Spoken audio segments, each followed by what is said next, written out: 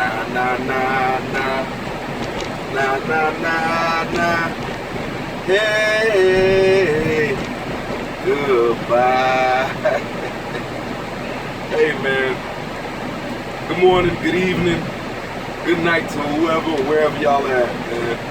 I just gotta say, man, this has been one of the greatest events of our lifetime. If you're a millennial, if you're a Gen Xer, you have already walked away, or if you are just now walking away, I commend you, man. I salute you, man. I appreciate you. I love you guys, man. I want you guys to understand something, man.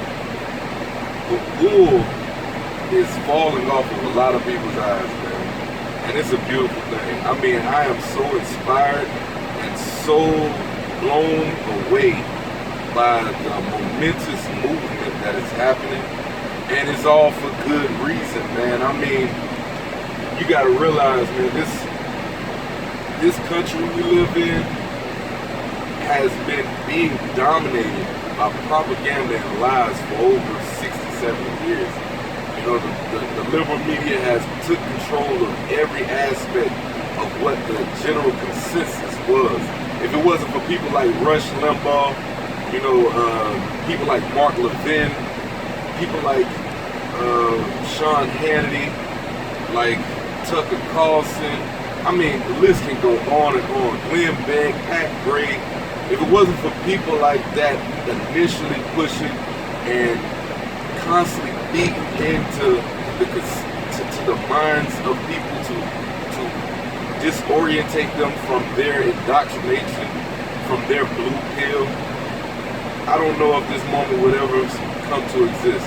Let me speak a little bit about me and my red pill moment, and my walk away moment. You know, because I made a video about walking away to a degree, but this is before the walk away moment. This was me talking about basically why I just kind of started waking up, and this all happened while I was in prison, actually. You know what I'm saying? So let me give you the details of my transformation and how this happened to me, and then I want to talk about this movement, because it's such a glorious, glorious day to be alive.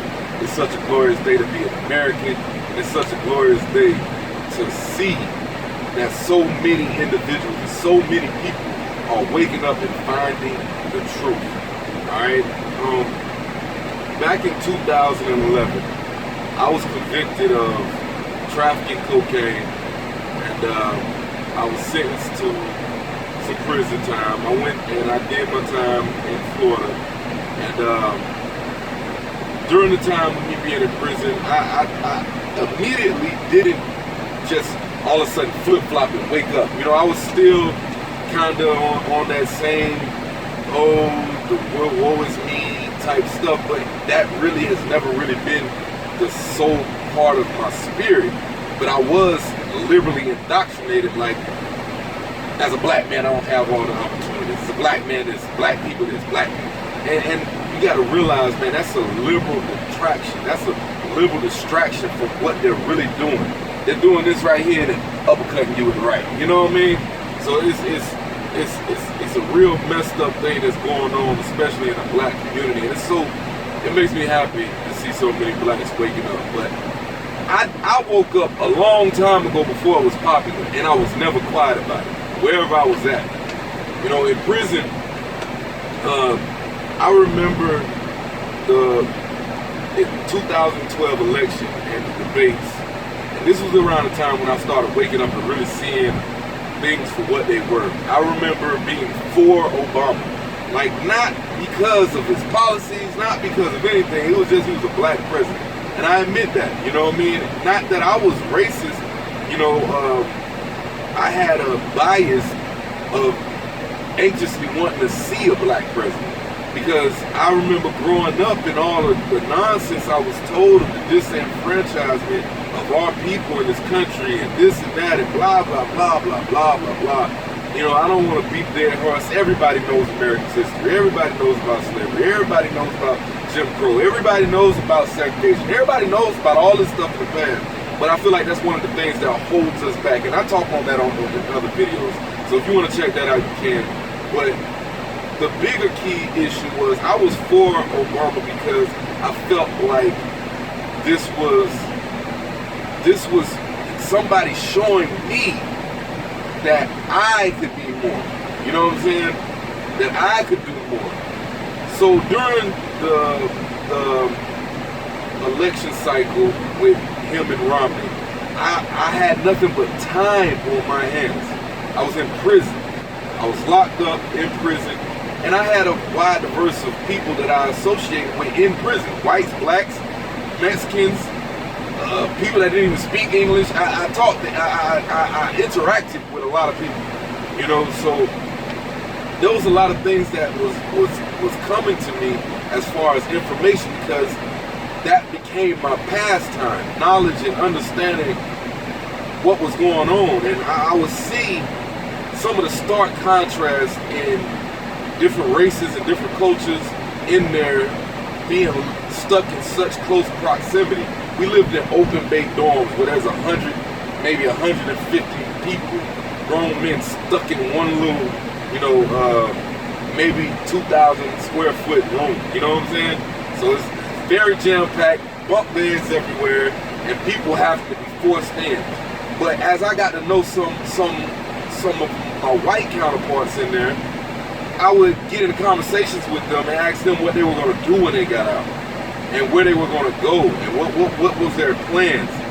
And the overwhelming thing that I saw or heard coming from my white counterparts was, oh well, my uncle got a business, or my father got his little business, or I'm gonna go work with my cousin, they got a little position that they're gonna open up for me. And I started questioning some things, because whenever I asked blacks that same thing, it was never nothing like that. Blacks usually had a real unrealistic understanding of what they were going to do when they got out. Hence why the recidivism rate is so high. You know, blacks have a lack in fatherhood, a lack in men that are guiding other men, and all of this, I came to find out later through other searching, was results of progressive and liberal policies. You know, like the LBJ, you know, Better Society Act, the Greater Society Act, you know, it really destroyed our families. And it destroyed the pattern that paternalistic fatherhood or paternalistic parenthood gives to children, you know. So we got a lot of blacks in inner city communities run by women, and not saying that women are evil or anything like that. It's just there's a balance that women and men bring to children together, you know. That was one thing that I started doing. I started looking into the almanac, seeing the discrepancy in wealth, and, you know, I'm looking at the crime statistics. I'm looking at all different types of things, and it all falls back to policies. All of it falls back to who were the crux of these policies.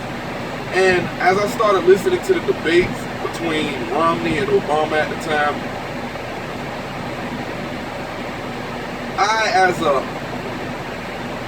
my thoughts was on entrepreneurship. So I started reading things, you know, like I think one of the first books that I read was like Rich Dad, Poor Dad, and Understanding Wealth to a degree. So I started expanding into that realm, which gave me an appreciation of American capitalism, where I come from. People think that, you know, you're supposed to have a hand on the government's supposed to do something for you, you know, and that's the indoctrination of most inner city blacks, that the government is supposed to do this, it's supposed to do that, it's supposed to make sure this happens, it's supposed to make that happen, you know. And understanding the history of corporations and venture capitalism and ventures itself, it kind of made me expand my understanding of what capitalism was. And then it made me start looking into what the opposite, socialism and communism, was. And I started to see the moral, ethical evils in taking other people's money that they work hard for. I mean, you know, I understand that the government is a necessary evil, but it's a necessary evil for a couple things, which led me to understanding the Constitution and understanding why the Constitution was so important, and the beauty and the beautiful idea of America. It made me understand how beautiful this country really is, even though it came from a lot of places of flawed issues. These issues that were flawed were not necessarily because of the Constitution. It was flawed because of world traditions. All right, so up until this point, before America was even established, slavery and slavery and injustices of this nature was global. This was not just something constricted to black people, and that's one thing that we as a people have to learn to let go and get over. We have to learn to move forward. You know, I see the things going on in South Africa right now, and it is sad. You know, black people, we seem to have a strong urge for retaliation. Like we need vengeance. We need, you know, when I look into the things in South Africa and apartheid and how recent that was, I can kind of understand the anger because some of them are still alive from that point of it happening. But the best thing about it, you know, the best way to go about it is not to create more evil, you know, to stimulate more evil. And that's basically what that division and divisiveness panders to and creates. And what you're seeing today in the media right now is that same division and divisiveness being pushed by the left, where it's nothing but moralistic evil. This is evil to want to continuously be vengeful and spiteful and hateful and angry, and just everything inside your heart. It decays you from the inside out. You know, this walk away movement is so beautiful because historically the left always wins the battle. Historically, you know, no matter what nation it is, no matter what country it is, progressivism is progressivism because it's always about moving something away from tradition, moving something forward away from what it was. But there's a saying, if it's not broke, why fix it? You know? So what are we changing from? These resistors? What are you resisting? There's nothing to resist. What are we resisting? Resisting low unemployment, being able to get out here and have opportunities, less regulations if you want to go out here and start a business, less taxes on your money. What are we resisting exactly? People having the right to just come over here and participate in our country. You know, the only people in this country that deserve any of the citizenship rights of this country are, one, those who were born here, two, ancestral rights that were here. So Native Americans, blacks, and whites, in all honesty, are the only people that have a real good claim to this land here. Native Americans, because they were here before the whites got here. Whites, because in all things fair and love of war, every border has been set by war and conquest. Every border in this world has been set by war and conquest because of the differentiating ideas and outlooks on culture and customs. And that's a very important thing. Multiculturalism is not all this peaches and cream shit that people try to push. This is not this beautiful utopia of diversity and everything to that nature. Multiculturalism is essentially a destructive force to any homogenous country. Now, in America, black Americans or African Americans, you know, you got to realize all this talking about Africa, go back to Africa stuff, you don't know what's going on in Africa. You don't know Africa, and Africa don't want you. You know, if you were to go over there and say we're going to go ahead and establish, reestablish a black African American nation in Africa, you know how many other black Africans would kill you? How many people would be like, y'all not coming over here doing that? We can't even get along over here. What make you think you're going to come over here and just take something over and start ruling and dictating something? Get out of here with that. Black Americans, you're black Americans. You're black Americans. You know, the past is sad. It's sad how we got here. It's sad how this shit happened. It's sad how it all transpired. But it's happened to every race on this country. on this, on this earth. Every race has went through this. We were just pretty much the last and continual victims of it. So we're the most recent of it. But I don't see the Germans talking crap about the Romans, about what they were doing when Rome was in power. I don't see the Swedish talking crap about the English when the English were in power. I don't see no other race holding so dear to the vitriol. Even as recent as Japan and China. China and Japan, I don't see them holding this menacing vitriol towards each other. But black race, we do. And one thing I want you to know is it's something it seems like in our nature where we are divisive amongst ourselves. That's the reason why the continent Africa is not unified. The cultural differences between each country in Africa are probably slim, but they can't unify. And that's the reason why all the other continents, all the other countries came over there and took advantage of what was there. It was a bunch of labor there waiting to be taken advantage, and none of them were unified. Well, in this country right now, we have a bunch of whites that weren't a part of slavery. We have a bunch of blacks that weren't a part of slavery. We have a bunch of Hispanics that were born here that ain't got nothing to do with none of that in the history of this country. But one thing is certain, we're all Americans. Let's unify under America and start putting together our culture here in America as Americans. All of this stuff coming from CNN, MSNBC, all this hate stuff. Don't get me wrong, when I was listening to the debates between Romney and Obama, I used to listen to the right. I started opening my spectrum up and listening to people like Rush Limbaugh, Mark Levin, even Bill Cunningham. I'll sit on my bunk at night and just be listening to them when it's lights out. And at first, because of my indoctrination from the left, all I was thinking, these people racist, man. Not understanding or listening, really listening. I was hearing what I wanted to hear. But as I continued to educate myself outside of what they were talking about, I started understanding what they were talking about. And it had nothing to do with skin color. These people did not like this. They disliked Obama because of his policies, because of mandates, because of executive orders he was pushing out that was dictatorial. How are you going to tell me I have to buy something? Anything, let alone some imaginary health insurance policy whether I want it or not, and then tell me I owe you $3,000 at the end of the year because I didn't get it. That is dictatorial. That is basically stepping to your door telling you, hey, I got this OxyClean, you need to buy it. No, I mean, you really need to buy it. No, listen, you need to buy this. If you don't buy this, be back here next week and have about 15 people with me with some guns. That's dictatorial. That's totalitarian. That is the definition of authoritative.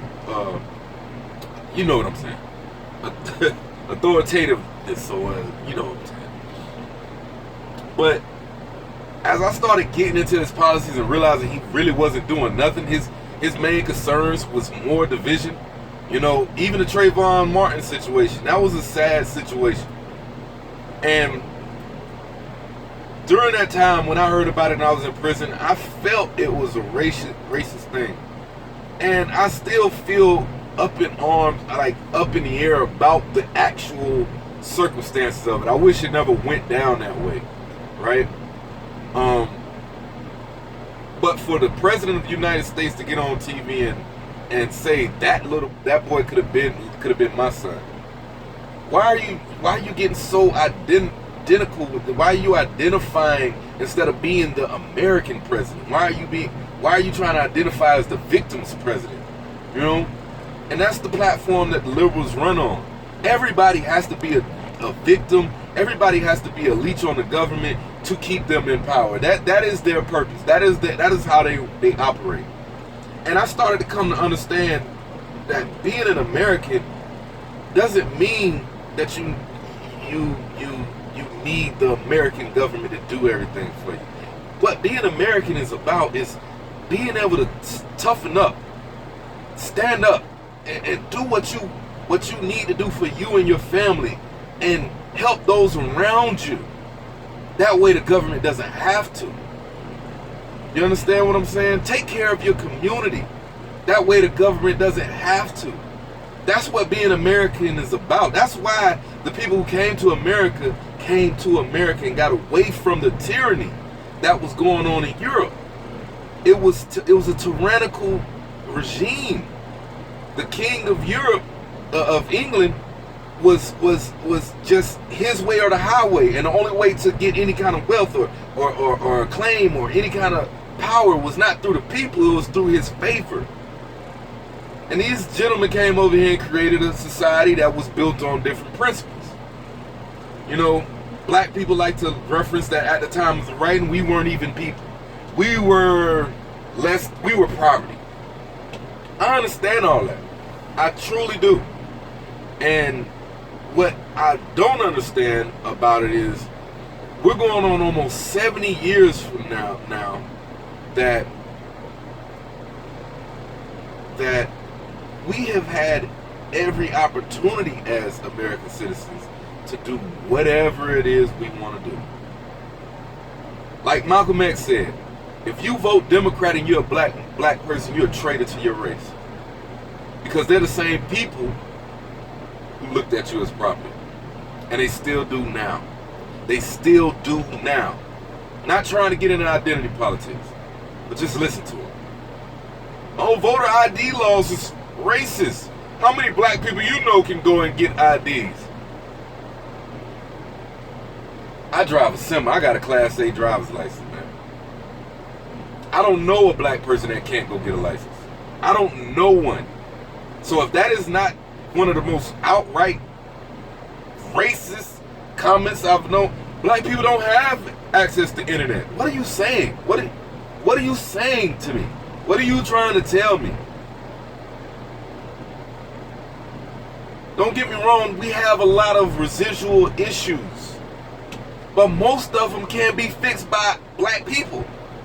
Like Malcolm X said, we shouldn't be running around chasing nobody for no handout. We shouldn't be going to the white man, blaming him for all our problems, and then turn around saying, okay, now give me. You see the ludicrousness in that? Walter E. Williams, a famed economist, he quotes that the black American, in the time since slavery to now, has acquired so much wealth that if you were to consolidate the black American as its own continent economically, we would be the 17th to the 20th largest economy in the world. In 100 years. Just in 100 years. Nowhere can that happen but in America. Nowhere could that have happened but in America. Nowhere in Africa has it happened for black people. Think about that. In that short amount of time, we have grossed enough wealth to be rated as the 17th to 20th most powerful economic source of income in the world, if we were our own country. This happened under the laws, under this Constitution, under the freedom that it provides, and the equal opportunity that we take for granted and bitch about every day and complain about every day. And we're being fed more nonsense by CNN, MSNBC, MSN, and Fox. I'm not going to leave Fox out because they have an agenda too. I'll bet more balanced than those liberals. You best believe that. You best believe you go in here and watch Tucker Carlson or Sean Hannity or any of these guys on Fox. You're going to get a better outcome. They're not going to be talking about hating America. They're going to be talking about loving this country. They're going to be talking. They may spin things to not look as bad on Trump, like if he makes a mistake, because that's their boy. That's their boy. And yes, Trump makes mistakes. But even with his mistakes, I feel in my lifetime this is the greatest president we've ever had. The greatest president, hands down, we've ever had. In 1 year, this man has got out here and taken care of business. He has got out here and pushed back over, I don't know how many regulations. It was like 160 or something when I last looked. 160 regulations that was constricting jobs and constricting economic growth and constricting people like me to get out here and buy this type of equipment and go out here and do what I want to do to get this money. Guess what I can do now? I can employ people. I can help other people out the American way. This country is a beautiful country. It's a great country. The laws and the Constitution that it was founded on, the idea of this country is great. This is the greatest idea in the world. That's the reason why it has become the greatest country in the world. But yet you got people on the left and the liberal media trying to convince you that we need to emulate Venezuela. We need to emulate Sweden, where they're finally trying to close their borders because they literally allowed an invasion. Go look it up. Watch some Sweden invasion videos. Watch some Sweden videos where they got 700 fucking Arab men walking across their border and claiming asylum. And then weeks later, rapes start happening. Women can't even walk outside at night now because you got all these exotic women walking around, and these dudes can't handle it. They like, fuck it, we finna take advantage of these puppets over here. They police officers don't even carry guns. We might as well lose it over here. Why do we want that here? Why does that make sense to even acknowledge that as a logical possibility? When what we have now is not broken. Why fix something that is not broken? That makes no sense. It doesn't make any sense. My car is not broken, but I'm going to take it apart and try to make the wheel square. Come on, man. Come on, man. Let's think about what's going on, man. You know, as I started progressing while I was in prison, and I started awakening and seeing what was going on and talking to people and understanding the statistics of what's wrong with us. You know how much of an outcast I was in prison? You know, because of how I carried myself and the things I was doing in prison, you know, not too many people got violent with me about it or anything like that. And a lot of people heard me out, but they still looked at me like, this dude, you're retarded, man. What are you talking about? He a coon. He a sellout. You know, they didn't really come at me too hard with that stuff, but that's what they were thinking. That's what they'll tell other people. Like, man, he done bumped his head, man. He done smoked some K2, man. I'm all tripping. You know? But in all reality, I was waking up to what was really going on. When I got out of prison, I came and I attacked the world with the mentality that nobody's holding me back but me. And since I've been out of prison, I have done more in my life than I have ever done, ever. Like throughout my 30 years of living before that, you know. And this is, you know, before I went to prison, I spent 7 years in the military. I deployed with my companies and everything. And I became more of a patriot after prison than I was in the military. That's how indoctrinated I was from the left. The left doesn't spew patriotism. The left doesn't want you to be proud of your country. The left doesn't want you to be proud of being here in this country where you have all these privileges and all of these inherent rights. They don't want you to be proud of this. They don't want you to be happy to be able to do this. They want you to sit around and look at other people, hate them, envy. They want you to envy wealthy people and disgust them and despise them. But yet you want to be wealthy. The key to being wealthy is understanding what this country is and how to come up, how to work hard and save your money, conserve your dollar, invest your money in things that you want to try and make money off of. That's what this country is about. The left doesn't want you to think that way. The left wants you to sit still and wait on them. Just elect us as president, elect us to office, and we'll take care of everything. Don't worry about nothing. Don't worry about nothing. You ain't gotta worry about it. You ain't gotta worry about anything. Come on, people. Let's wake up, man. Hashtag walk away, man.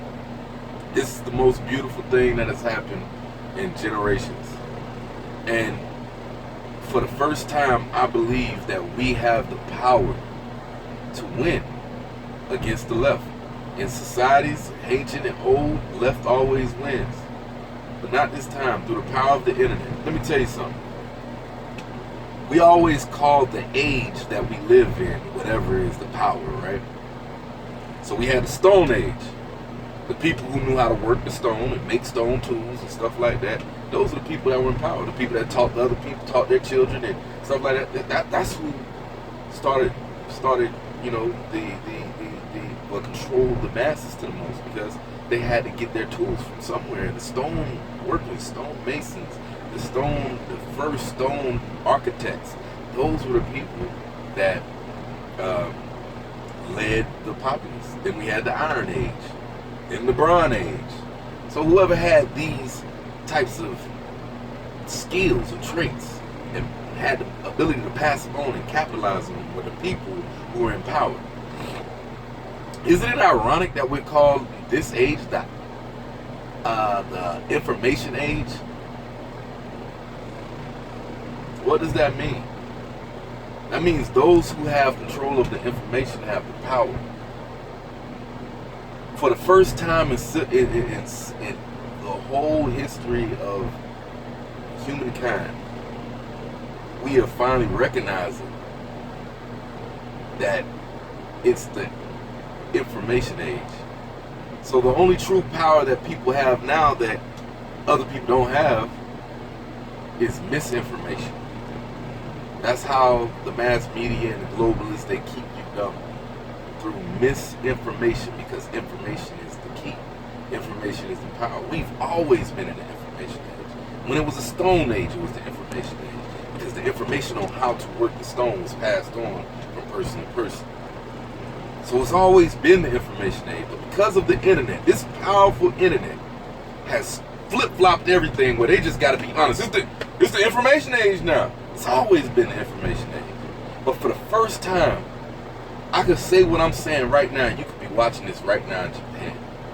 In the blink of a dime, at the press of a button, information is flying around the world. And for the first time, we can expose the left for what they are, and we are doing it. It's a beautiful time to be alive. For the first time in history, the left is not going to win this battle. And America is going to be the first people to show that the left doesn't have to always win. What's popular isn't always right. What's popular is not always right. I salute you guys.